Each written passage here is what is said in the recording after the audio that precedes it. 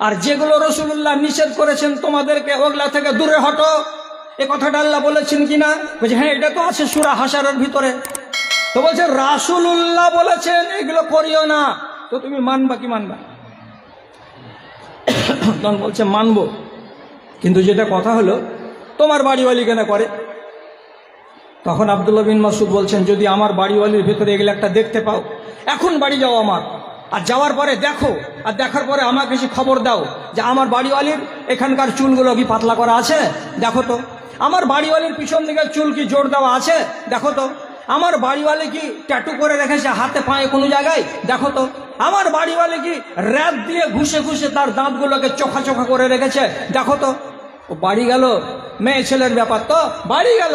আর বাড়ি যাওয়ার পরে আব্দুল্লাহ বিন মাসউদের স্ত্রীর দিকে দেখে তারপরে আবার ঘুরে এসে বলছে মা ওয়াজাদনা ফিহা শাইআন। তোমার বাড়িওয়ালির ভিতরে এগুলো রোগ দেখতে পাওয়া গেল না, দেখতে পেলাম না এগুলো রোগ। তখন আব্দুল্লাহ বিন মাসউদ কি বলছেন? লাউ ওয়াজাদতা তিহে, যদি তুমি এই রোগগুলো আমার স্ত্রীর ভেতরে একটা পেতে, আমার স্ত্রীর ভেতরে এই রোগগুলো যদি একটা থাকে, মা জামাতুহা, আমি জীবনে আমার বাড়িওয়ালির চকিতে ঘুমাতে যাব না, আমি নিজের চকিতে আমার বাড়িওয়ালিকে ঘুমাতেও দেব না। ওকে বলবো তুই আমার কাছ থেকে দূরে থাক, আর আমি নিজেকে বলবো আব্দুল্লাহ বিন মাসউদ ওই রকম বেটি ছেলের কাছে রাতের বেলায় ঘুমাতে যেও না। কেন? এই বেটি ছেলেটা দিনদার নয়, আল্লাহর নবীর আদেশকে মানে না, এমন আমি সিদ্ধান্ত নিয়ে নিতাম। কিন্তু আল্লাহর কসম আমার বিবি এইগুলো একটাও করে না। হলো, তাহলে এগুলো থেকে আপনি সাবধানে থাকবেন। হয়ে গেল এইটি আলোচনা। এবার আপনাকে 4 নম্বর আলোচনার কথা বলছি, ভালো করে শোনেন। যাদের বয়স হয়ে গেছে তাদের কাজ দেবে, আর যাদের এখনো বিয়ে শাদী হয়নি তাদের বেশি করে কাজ দেবে। যাদের বিয়ে হয়নি তারা বেশি করে কান খুলে কথাটাকে শোনো। আর একদিন তোমাকে এইগুলো কথা বলার জন্য হয়তো লোক কাছের ভিতরে পাওয়া যাবে না বা কেউ বলবে না। আমি বলে দিচ্ছি, বিয়ে যেদিন হবে আলহামদুলিল্লাহ দোয়া দুরুদ বাপ মার নিয়ে এখান থেকে বিদায় হও, শ্বশুরের বাড়ি যাও। শ্বশুরের বাড়ি গেলে তুমি তোমার স্বামীর ঘর সাজাবে, সংসার সাজাবে। স্বামীর ঘরে গেলে সে অচেনা অজানা, তুমি তার কাছে অচেনা অজানা, দুটো মন অচেনা অজানা। কথা বলতে বলতে আস্তে আস্তে দুজন এক অপরের প্রতি আকৃষ্ট হবে, একজন আরেকজনকে ভালোবাসতে শিখবে, একজনের আরেকজনের প্রতি তার মোহাব্বত হবে, মায়া মমতা বসে যাবে। এবার মায়া মমতা হলো, ঠিক আছে, এটাতে আপনি লজ্জা করিয়েন না, আমি লজ্জা করছি না। কেন? বিষয়টা হলো দিনের বিষয়। কি লজ্জার কথা বলবো? যে কোনো পৃথিবীর নর এবং নারী, স্বামী এবং স্ত্রী, তারা মধুর মিলনে লিপ্ত হয় এবং তারা শারীরিক সম্পর্ক কায়েম করে, আর রাতের বেলায় তারা গল্প করে। তো কত দুনিয়াতে কত রসের কথা, কত সুখের কথা, মা বাপের কথা, বাড়ির কথা, বন্ধু বান্ধবের কথা, কলেজের কথা, জি ভরে প্রাণ ভরে স্ত্রী বলে স্বামী শুনে, স্বামী বলে স্ত্রী শুনে রাতটা কেটে যায়। এবার কথা হলো, বিয়ে হয়ে যাওয়ার পর 2-3 দিন স্বামীর বাড়িতে, শ্বশুরের বাড়িতে থেকে এবার নিজের বাপের বাড়ি ফিরে এলো। ফিরে এসে স্কুলে পড়া মেয়ে আবার চলে গেল ব্যাগ পিঠে করে আদর্শ হাই মাদ্রাসা। আদর্শ হাই মাদ্রাসাতে টিফিনের টাইমে ওই মহিলাকে ধরে তার 3-4টা ক্লাসমেট দ্বিতলে নিয়ে গিয়ে বলছে, রোজি তোর বিয়ে হয়ে গেছে? হ্যাঁ রো বিয়ে হয়ে গেছে আমার। এবার গল্প শুরু হলো। কেমন? তোমার স্বামীটা কেমন? 1। তোমার স্বামী তোমাকে ভালোবাসে কেমন? 2। তুমি যখন প্রথমে তোমার স্বামীর ঘরে গেলে তখন কি বলে গেলে? তোমার স্বামী যখন তোমার সাথে দেখা হলো প্রথমে তোমাকে কি বলল, তারপরে কি বলল, তারপরে কি হলো, তারপরে কি হলো। আর এই বোকা বেটি ছেলে একটা একটা একটা একটা করে সারা রাত যত কথা হলো, সারা রাত যত ঘটনা ঘটলো, সব কিছু তন্ন তন্ন তন্ন করে তার বান্ধবীদের সঙ্গে ব্যক্ত করে দিল। ঠিক এইরকমই পুরুষ ছেলেটা বেটা ছেলেটা বিয়ে করার পর বন্ধুদের সঙ্গে যখন দেখা হলো, চায়ের দোকানে বসে বসে রাতের বেলায় নিজের বিবির সঙ্গে কি করেছে আচরণ, কি করেছে ব্যবহার, কেমন গল্প করেছে, কেমন তার বিবি, কেমন তার রং, কেমন তার সাথে মিলিত হতে গেলে আনন্দ পেল, এ সমস্ত ভিতরের কথাগুলোকে ওই গাধা করলো কি দোকানে সবার সামনে ব্যক্ত করে দিতে লাগলো। নারী ব্যক্ত করছে ওর বান্ধবীদের সামনে, আর ছেলেটা এইগুলো কথা ব্যক্ত করছে তার নিজের বন্ধুদের সামনে। এটা তো ছিল আমানত, এটা হলো আমানত।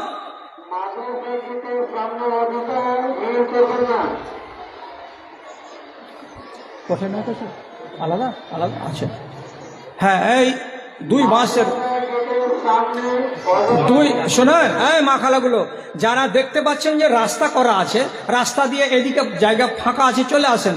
সামনে কেউ দাঁড়িয়ে থাকিয়েন না, কোনো জায়গাতেই দাঁড়াবেন না, এত জায়গা এদিকে ডানে আর বামে। কি করছেন আপনারা? আরে ওদিকে করছেন নাকি? এখানে ভিড় লাগিয়ে কেন? দেখতে পাচ্ছেন এদিকে কত পোয়াল বিছানো জায়গা আছে, সরাসরি চলে আসেন। এইদিকে সামনে এতগুলো জায়গা রাখা আছে, অযথা ভিড় করছেন কেন?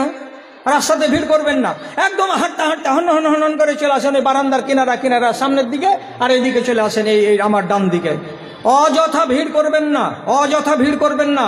অনেক মা খালার এখন আসতে বাকি আছে, আপনারা ওই পিছনের দিকগুলোকে ব্লক করিয়েন না, আল্লাহর ওয়াস্তে একটু এগিয়ে চলে আসেন, সামনে জায়গাগুলো ফাঁকাকে পূরণ করেন।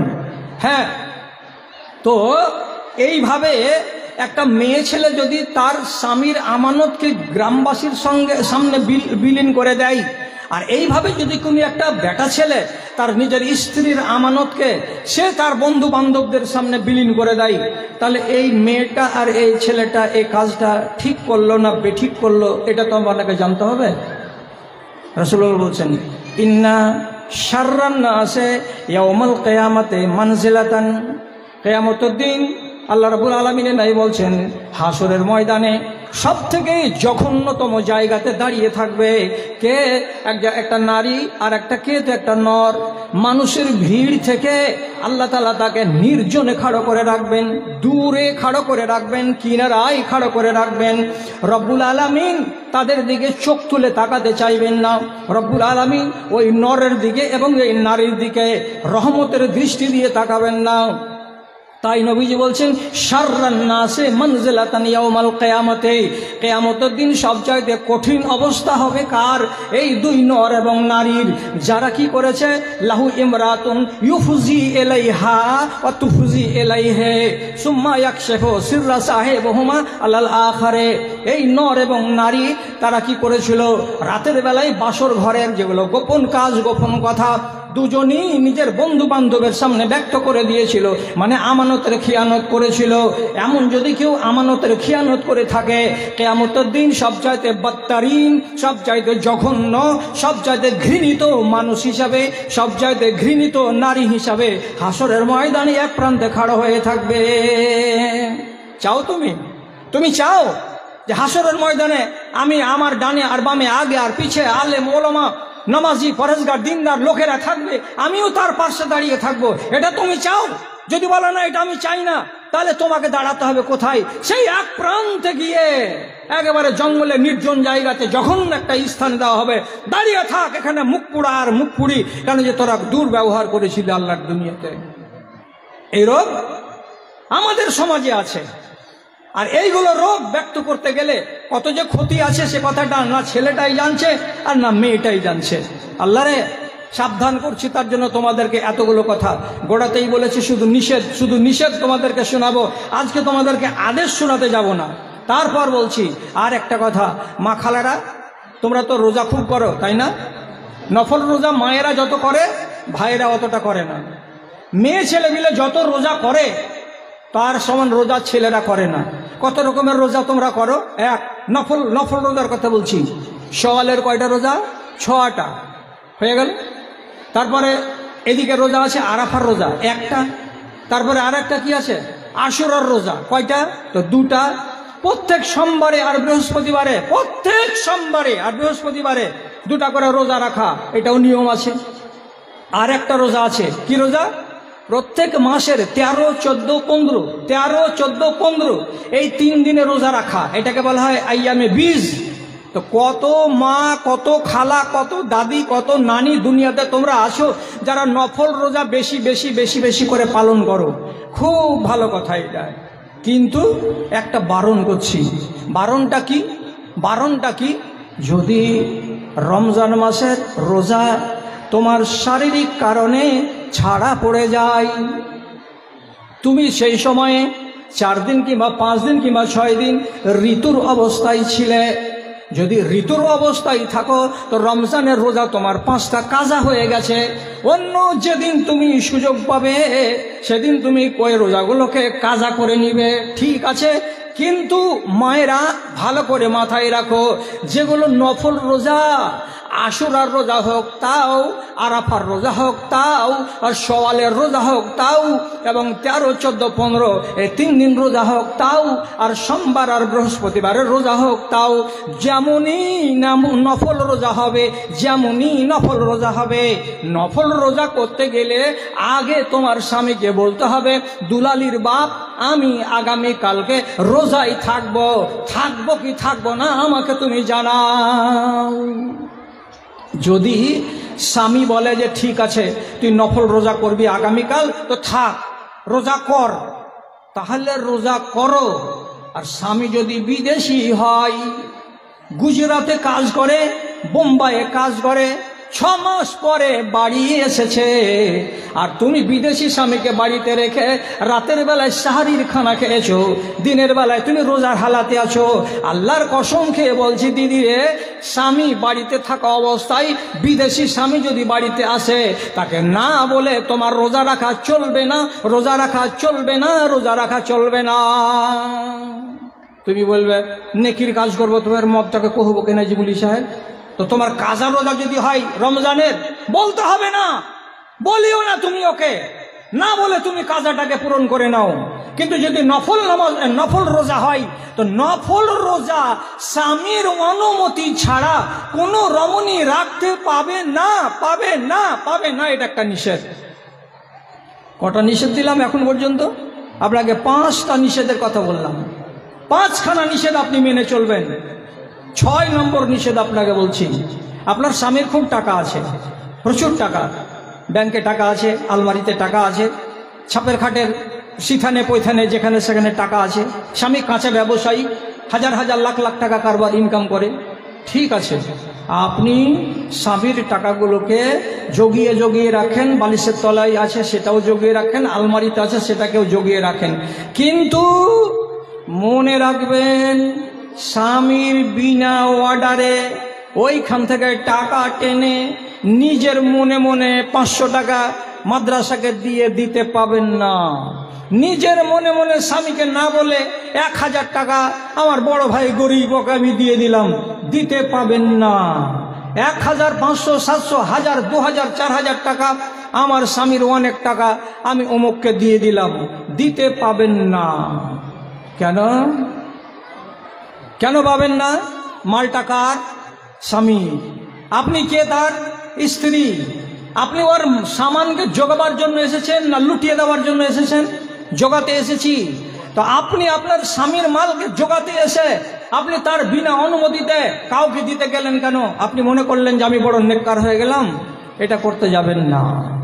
পরের মাল আপনি খরচ করতে পারবেন না। তবে নবীজি কি হাদিসে বলছেন, ইল্লা বিইজনিহি, স্বামীকে বলে দাও, ও স্বামী আমি ভাদু মাদ্রাসাতে আমার গলার চেনটা দিয়ে দিব এবার। স্বামী যদি বলে হ্যাঁ দিয়ে দাও, ভালো কথা দিয়ে দাও। যদি স্বামীকে বলো যে এবার আমি গত বছর 500 টাকা দিয়েছিলাম, এবার নিয়ত করেছি 1000 টাকা আমি দেবো মাদ্রাসা জালসার দিন। স্বামী যদি বলে 1000 দিস না রে ফতেমা, 500 টাকার জায়গায় তুই 700 টাকা দে, তো স্বামী যেটা বলবে সেটাই দিতে হবে, স্বামী যেটা বলবে না সেটা দিতে হবে না। কেন? যে মাল আপনার নয়, এটা মাল কার? তোমার স্বামীর। আবু সুফিয়ানের মতো লোক, ওর বাড়িওয়ালির নাম হলো হিন্দা। হিন্দা মেয়ে ছেলেটি খুব জবর বেটি ছেলে ছিল। রসুলুল্লাহর সামনে একদিন এসে বলছেন, আল্লাহ রসুল, আমার স্বামী খুব কঞ্জুস, খুব মাক্ষিচোস, আমাকে এমন জিনিস আমার প্রয়োজনের দেয় না। একটা মহলম কিনবো, একটা ঠোঁট পালিশ কিনবো, কি একটা সুরমা কিনবো, কি একটা আতর, কি একটা আর কোনো পাউডার ফাউডারগুলো কিনবো, তা আমার স্বামী আমাকে টাকা দেয় না, তো আমি কি ওর টাকা পয়সাগুলো মালগুলোকে আমি নিতে পারি? নিতে পারি? খেয়াল করেন কথার দিকে। স্বামী যদি একেবারে এমন হয় যে একবারে উদাসীন, যাকে আমরা বলি গজুয়া, জাড় পড়ে গেছে, অথচ একটা স্ত্রীর নামে যে একটা ফেয়ার অ্যান্ড লাভলি লাগবে, কি একটা মহলম লাগবে, কি একটা পন্ডস লাগবে, ওর কোনো খেয়ালই নাই। একটা যে ব্রাশ লাগবে, কি একটা টুথপেস্ট লাগবে, ও মোটা ভোজন খেয়ালই করে না। একদিন দুদিন বলা গেল, ও পাত্তাই দেয় না। তাহলে এইরকম যদি বেখেয়াল স্বামী হয়, তাহলে আপনি কি করবেন? নবীজি বলছেন, খুজমিন মালিহি বিল মারুফে, স্বামীর মাল থেকে তুমি নিতে পারো, কতটা নিতে পারো ওকে না জানিয়ে তুমি যদি নাও, কতটা নিবে যাতে করে তোমার স্বামী জানতে না পারে এবং তোমার স্বামীর ক্ষতি না হয়ে যায়। বুঝা গেল? স্বামীর ক্ষতি যেন না হয়ে যায় আর ও যেন বুঝতে না পারে। এই পরিমাণে মাল যদি টেনে টেনে নাও আর নেওয়ার পরে নিজের কাজে লাগাও, তাহলে লাগানো যাবে।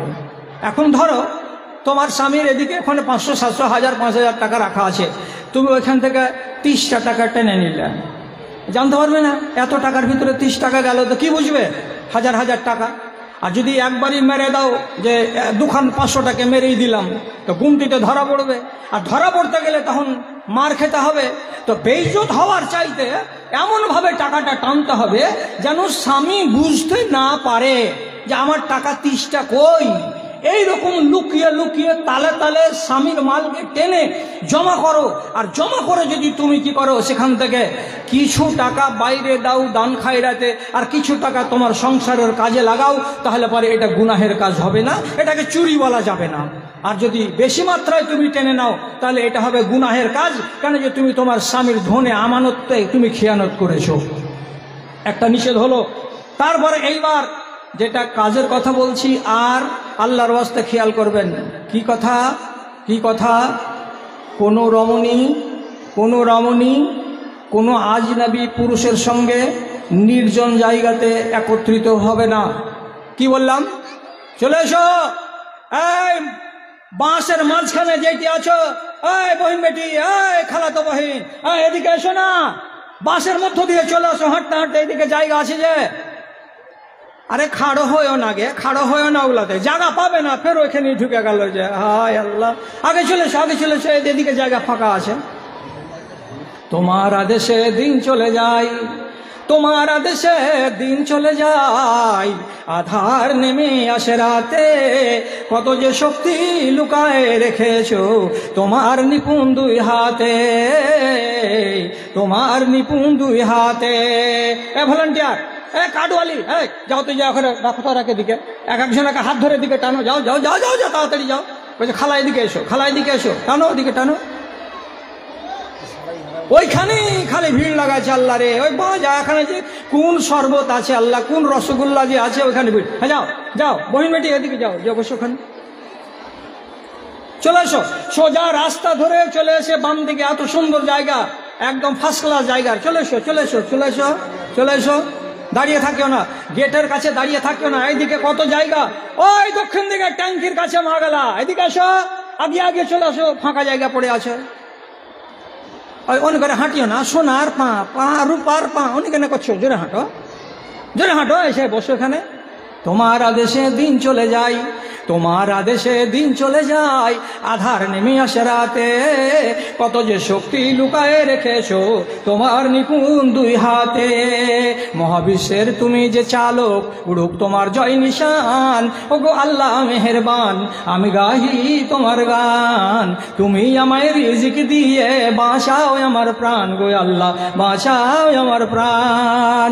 হ্যাঁ বলছিলাম, কোন রমণী নির্জনে কোন আলগা বেটা ছেলের সাথে বসবে না, পাশে দাঁড়াবে না, কথা বলবে না। শুনতে পেলে? কতটি মোবাইলে তোমার নাম্বার আছে? কমসে কম 20টা বেটা ছেলের তোমার যদি নিয়াতে থাকে যে মরার পরে জান্নাতে যাব, তোমাকে আমি নিজের বেটির মর্যাদা দিয়ে বলছি, আল্লাহর কসম, ওই কুলাঙ্গারগুলোর নাম্বারটিকে আজকে ডিলিট করো, আজকেই ডিলিট করো। বেটা ছেলের সঙ্গে জীবনে কোনোদিন কোন রমণীর বন্ধুত্বালি হতে পারে না। বন্ধুত্বালি যদি হবে তো নারীতে নারীতে, বন্ধুত্বালি যদি হবে তো বেটা ছেলেতে, একটা মেয়ে আর একটা ছেলে, জীবনে কোনোদিন বন্ধুত্বালি হয় না। আর যদি বিশ্বাস না লাগে তো আমি বলি, গাড়ুয়া বিলাই জীবনে মাছের যোগানদারি করবে? হ্যাঁ, করবে? একটা গাড়ুয়া বিলার সামনে যদি 1 প্লেট বাছা মাছ রাখো আর ঘরে রেখে দাও টেবিলে দিয়ে, বিড়ালটাকে বলো খবরদার খাবি না, যোগাবে বিড়াল? যোগাবে না। কেন বেটা ছেলের সঙ্গে তোমার সম্পর্ক হবে, কথা হবে রাতের বেলায়, দিনের বেলায়, সব সময়? যে নারী বিনা প্রয়োজনে কোন পুরুষ লোকের সঙ্গে কথা বলে, আল্লাহর কসম, ও হলো জাহান্নামী নারী, ও হলো জাহান্নামী নারী। কেন? যে সে জাহান্নামকে নিজে ডেকে নিয়ে আসছে, এই জাহান্নাম আয়, এই জাহান্নাম আয়। যদি প্রয়োজন থাকে, প্রয়োজন মানে কি, পড়ে গেল, কেউ মারা গেছে তো খবর দিব, কোথায়? তো নর্দেশে কার ফোন পেলে? তো ওখানে ইজাবুল হক বলে একটা বেটা ছেলের ফোন নম্বর পেলাম, ফোনে লাগিয়ে দাও, দেওয়ার পরে খবরটা দিয়ে দাও, আপনার বাড়ি ইজাবুল, আপনার নাম ইজাবুল, আমার অমুক মারা গেছে, খবরটা দিয়ে দিয়েন, ঘটনা শেষ। এর বেশি কথা বলা যাবে না। আর কোনো আজনাবি বেটা ছেলের সঙ্গে বসে সময় কাটানো যাবে না। মানো হে, কথাটা মানো। কত কঠিন কথা আছে হাদিসের ভেতরে। লান ইউতানা আলা রাসি আহাদিকুম মাখিতান খায়রুল লাহু আন ইয়ামুসা ইয়াদাহু ইমরাতান লাম তাহিল্লা লাহু। ও নারী, শোনো, ভালো করে শোনো, তোমার মাথায় যদি 1 ইঞ্চির একটা কাঁটাকে হাতুড় দিয়ে ঠুকে ভরে দেওয়া যায়, এটা তোমার জন্য ভালো, কিন্তু কোনো একটা অচেনা বেটা ছেলের গায়ে হাত লাগানো ভালো নয়। কেন নয়? তোমার চাঁদিতে যদি কাঁটা মেরে দেয়, তোমার জীবন চলে যাবে। আর তোমার যদি কোনো বেটা ছেলে তোমার গায়ে হাত লাগায়, কিংবা তুমি যদি কোনো বেটা ছেলের গায়ে হাত লাগাও, তাহলে তোমার ঈমান চলে যাবে। কোনটা বড় রে মা, ভেবে দেখো তো, ঈমান চলে যাওয়াটা বড় না জীবন চলে যাওয়াটা বড়? জীবন চলে গেলেও তোমার কপাল ভালো হতে পারে, কিন্তু ঈমান চলে গেলে কপাল ভালো হবে না। এই জন্য নবীজি বলছেন, কোনো আজনবী বেটা ছেলের গায়ে হাত লাগানো, কিংবা কোনো আজনবী মেয়ে ছেলের গায়ে হাত লাগানো, তোমার মাথায় কাঁটা গেড়ে দেওয়ার চাইতে অনেক ভালো রে, অনেক ভালো রে। কে মানবে? আচ্ছা, নির্জনে বসে বসে গল্প করবে একটা অচেনা বেটা ছেলের সঙ্গে? তো তুমি জানো না যে এই দুজন আমরা আছি না, আর কেউ আছে? রাসূলুল্লাহ হাদিসে বলছেন, ইল্লা ওয়াসালিসুহুমা শায়তানুন। এরা দুজন তো আছেই, দুজনের পরে 3 জন আর একটা কে আছে, তো তার নাম হলো শয়তান। শয়তান আছে। গল্প করতে করতেই ফুসকি দিতে আর একবার বলবে, ওকে জিজ্ঞেস কর না ওর বিয়ে হয়েছে কিনা। বিয়ে হয়নি। তারপরে আরেকটা কথা বল না ওকে, তুমি কি করো? তারপরে আরেকটা কথা বল না। একটা দুটা কথা বলতে তোমার পেটের কথা নিয়ে নিবে, তোমার মনের কথা নিয়ে নিবে। আর একটা কথা বলতে শেষের বেলায় তখন তোমার মনের ভেতরে ওর নামে একটু মহব্বত পয়দা হবে, এর মনের ভেতরে ওর একটু মহব্বত পয়দা হবে। এই করতে শেষের বেলায় সম্পর্ক নাজায়েজ হয়ে যাবে। আর সম্পর্ক যদি নাজায়েজ হয়ে যায়, তখন তোমার ঈমানটা নষ্ট হবে। কেন? পৃথিবীর কোন নারী তার নিজের স্বামী ছাড়া কাউরে সামনে নিজের ইজ্জত খুলতে পারে না। তার ইজ্জত কাউরে জন্য হালাল নয়। পৃথিবীর যত বড় লাটের বেটা হোক, যত বড় চ্যাট হোক না কেন, তার স্বামী যদি ফাটা কোম্পানির কাপড় পরে থাকে, তারই জন্য সে হালাল। আর তাছাড়া পৃথিবীর কাউর জন্য সে হালাল নয়।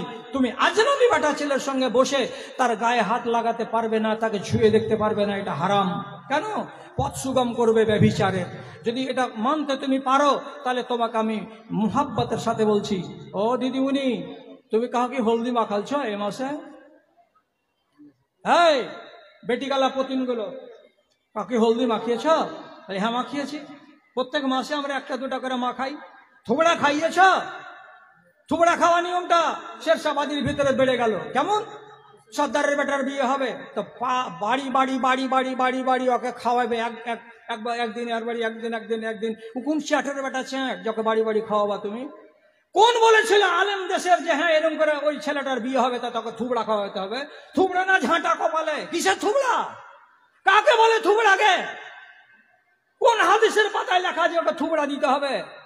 যদি খুব জি লালালছে না, চারটা মিষ্টি গেলা কিনে আমার বাড়িতে তোর বেটাকে দিয়ে পাঠাচ্ছে, দিয়ে আইগা তো হয়ে গেল, ঝামেলা শেষ। আর এই থুবড়া তোমরা যেমন করে খাওয়াচ্ছ, বেটাটাকে ডাকো, এখানে বসাও, ছোড়াটাকে বসিয়ে এই দক্ষিণ মাথার বেটি ছেলে উত্তর মাথার বেটা ছেলেকে থুবড়া খাওয়াবে। রসগোল্লা এমনি করে তিলক হা করাইছে, আর হা করে আর মুখে ঢেলে দিছে, দিয়ে তারপরে থুবড়া খাইয়ে আসলাম। এ পাপি, এই পাপি, তোর নিজের স্বামীর মুখে একদিন লোকমা তুলে দিয়েছিস? বল, আমি তোদের ভাই বলছি, বদরুত্ব যা, তুই বল আমাকে, তোর নিজের স্বামীর মুখে কয়দিন খানা তুলে দিয়েছিলি? আল্লাহর কসম, তোর স্বামী যে তোকে মোর দিয়ে হালাল করেছে, তার মুখে একটা লোকমা তুলে দিতে পারলি না জীবনে, আর পরের বেটা তোর কে হলো, তার মুখে তুই থুবড়া তুলে দিতে যাচ্ছিস? তোকে লাজ লাগে না? তোকে হায়া শরম লাগে না? তোকে লজ্জা লাগে না? কেন যাবি তুই তার মুখে থুবড়া খাওয়াতে? থুবড়া নাই হাদিসের ভেতরে, ভালো করে বুঝো। গায়ে গা লাগাতে পাবে না। কে হলো সর্দারের বেটা তোমার?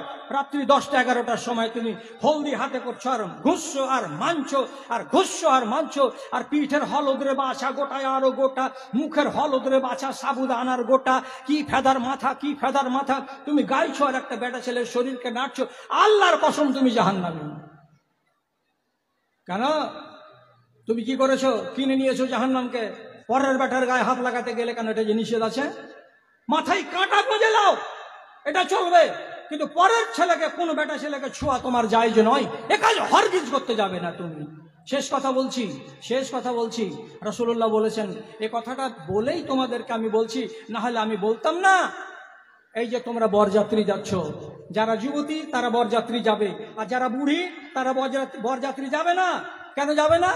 বুড়িকে বরযাত্রী যেতে নিবে না, যে বুবুকে তুই থামতে পারবি না, এত ঝুট ঝামেলা, এত ভিড়, এত হুড়াহুড়ি, ঠেলে ঠেলে ভান্ডারিতে যেতে হবে, খানা খেতে হবে, তুই বুড়ো মানুষ হুঁচট খেয়ে পড়ে যাবি, কি হবে আর না হবে। এ বলে বুড়িরাকে বরযাত্রী নিয়ে যাবে না। তুমি যে কম বয়সী মেয়ে, যুবতী মেয়ে বলে যে বরযাত্রী যাচ্ছ, তো ঠিক আছে, তোমার জন্য কি আলাদা করে গাড়ি করে? হ্যাঁ না বলো। তোমার সাথে কি কোনো বেটা ছেলে বসে? হ্যাঁ না বলো। ভান্ডারিতে যে খেতে বসো, তো হুড়াহুড়ি করে ভান্ডারিতে বসলে, এই চেয়ারে বসলে তুমি, আর তোমার আগার দিকের চেয়ারে বসলে এতখানি উঁচাটা কালো পাঁঠা বেটা ছেলে, লোকমা যখন তুমি এমনি করে মুখে ভরবে, তোমার মুখ দেখতে পাবে না? বলো হ্যাঁ না না পাবে। তুমি যে একটা আজনবী বেটা ছেলের সামনে লোকমা তুলছো আর রসগোল্লা মুখে ভরছো, আর ও তোমার দিকে দেখছে আর তুমি ওর দিকে দেখছো, তোমার এই দেখাটা কতখানি জায়েজ আছে? বরযাত্রী যে গেলে, আল্লাহর কসম, ফাতেমা, রসুলের বেটি ফাতেমার বিয়ে হয়েছিল 3টা লোকের সামনে, আবু বকর আর উমর আর হযরতে সাদ, এরা 3জন মসজিদে ছিল, আর রাসূলুল্লাহ বিয়ে পড়ালেন জামাই আলীর সঙ্গে, আর লোক ছিল না। বেটি ছেলে বরযাত্রী আসেনি। আরে কপাল পুড়ি আমার কম, তোরা বরযাত্রী কেন যাচ্ছিস? তোরা কুলাঙ্গার, তোরা বেহায়া, তোরা নির্লজ্জ, তোরা জাহান্নামের লোকড়ি হবি যদি মৌলবী মাওলানাদের কথা, যদি হাদিসের কথা না শুনবি। তোর 1 ঘন্টার আরাম করতে গিয়ে জিন্দগিকে কালি করবি বরযাত্রী গিয়ে। তওবা কর, আজকেই তওবা কর। আমি ওয়াজ করব না আর শেষ কথা বলে দিচ্ছি, দিয়ে ছেড়ে দিচ্ছি। আমি বিবাহ করতে গেলে বেটি ছেলে তোমার হাতে আছে 50 নম্বর, আর তোমার বাপের হাতে আছে 50 নম্বর। কথাটা শুনে শেষ করো। তোমার হাতে আছে 50 নম্বর, তোমার বাপের হাতে আছে 50 নম্বর। 50-50 একঠে যখন করবা তখন 100 নম্বর হবে। তার মানে কি, বাপুজি আমি বলদাতে যে ছেলেটাকে তুমি দেখেছো ওকে বিয়ে করতে রাজি আছি, আর তোমার বাপ বলবে যে হ্যাঁ ওই ছেলেটাকে আমি জামাই করতে রাজি আছি, তাহলে 50-50 মিলে গেল, বিয়েটা হয়ে যাবে। আর যদি তুমি বলো বাপুজি বালিয়াতে একটা ছোঁড়াকে আমি পছন্দ করি, ওকে আমি বিয়ে করব, তোমার নম্বর 50, তোমার বাপ বলছে আমি বিয়ে দিব না, তোমার বাপ 50 নম্বর তোমাকে দেয় না। যদি বাপ 50 নম্বর তোমাকে না দেয়, তোমার বিয়ে হবে না। তুমি যদি তোমার বাপকে 50 নম্বর না দাও, তাহলে তোমার বাপও বিয়ে দিতে পারবে না। কাজে বেটিকে আর বাপকে একমত হতে হবে, হয়ে বিয়ে করতে হবে।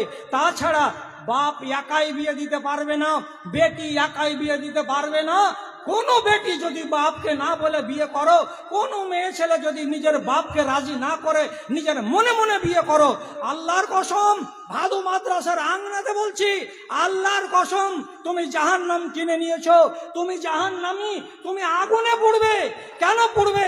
তোমার বিয়ে জায়েজ নয়, বাপকে না বলে বিয়ে করেছো। বিয়ে করার 6 মাস পরে যদি বাপ রাজি হয়ে যায় তবু ওই বিয়ে হালাল নয়। তুমি যতদিন ওই বেটা ছেলের কাছে রাত কাটাবে, তুমি রান্ডেবাজি করবে, তুমি বেশ্যা হয়ে যাবে, তোমার পেটের বাচ্চা যতটি পয়দা হবে সবটি হবে হারামি বাচ্চা, জারজ বাচ্চা। অতএব বিয়ে করার আগে বাপকে খোলাখুলি বলো, খোলাখুলি বলো, আমি বলদিয়ার ছেলেটাকে বিয়ে করব না, আমি অমুক জায়গায় বিয়ে করব। বাপকে বলো তুমি রাজি হও, আমার ওখানে মন আছে। বাপ রাজি হবে, বেটি রাজি হবে, রাজি রেজা করে বিয়ে করো, তাহলে তুমি হবে নেককার। আর তাছাড়া তুমি নিজের মনে মনে বিয়ে করে নিজেকে জাহান্নামী বানাতে যেও না। নিষেধ করছিলাম তোমাদেরকে, 9খানা নিষেধ আজকে আলোচনা করতে পারলাম। নিয়ত করা ছিল 30খানা নিষেধ তোমাদেরকে বলবো, 30খানা। তো খালি গুনিয়া দিলে তো আর হবে না, ওকে বুঝাতে হচ্ছে। যার কারণে এখন পর্যন্ত 9খানা নিষেধ তোমাকে বলতে পারলাম, এর বেশি আর নিষেধগুলোকে আমি বলতে পারলাম না। তাহলে এখনকার মতো একাই বিদেশে কোনো জায়গায় সফর করবে না। হজ করতে যেতে গেলেও তুমি তোমার নিজের মাহরাম, বাপ কিংবা ভাই কিংবা চাচা কিংবা দাদা কিংবা নানা, এইরকম লোককে বাদ দিয়ে অন্য কোনো লোকের সঙ্গে হজ করতে যেতে পাবে না। আজনবী বেটা ছেলের গায়ে হাত লাগাতে পাবে না। আজনবী বেটা ছেলের সঙ্গে এক জায়গাতে নির্জনে বসে গল্প করা চলবে না। নারী এবং নর জীবনে আজনবী হতে গেলে কেউ কারোর সাথে কথা বলবে না, আর কোনো সম্পর্ক কায়েম করবে না। চুলগুলোকে নুচবে না, ভ্রুগুলোকে নুচবে না, আতর মাখবে না। এগুলো হলো সমস্ত তোমাদের বিধি নিষেধ। তোমরা এই নিষেধগুলোকে মেনে চলবে। নিচ্ছে শুরু করে দিচ্ছি আমি। তাহলে এখন পর্যন্ত যে 9খানা বললাম, এই 9খানাকে কানে রাখো। আগামী বছর যদি বাঁচি, আল্লাহ বাঁচাই, তাহলে হয়তো বাকিগুলো আলোচনা হবে। এখন আমি যে কথাটা বলতে যাচ্ছি, এটা হলো তোমাদের নারীর সম্পর্কের মাদ্রাসা। এর আগে যারা মরে গেছে, যে সমস্ত নারীরা যাদের হাতে আমরা ভাত পানি খেয়ে মানুষ হয়েছে মাদ্রাসায়, তারা কবরে সোয়াব পাচ্ছে। কেন? মাদ্রাসাকে ভালোবাসা দিয়ে গেছে, টাকা দিয়ে, পয়সা দিয়ে, ধান দিয়ে, আনাজ দিয়ে, গলার গয়না দিয়ে, হাতের আংটি দিয়ে, খেতে দিয়ে, জাগির দিয়ে নানান রকমের উপকার করে গেছে। তারা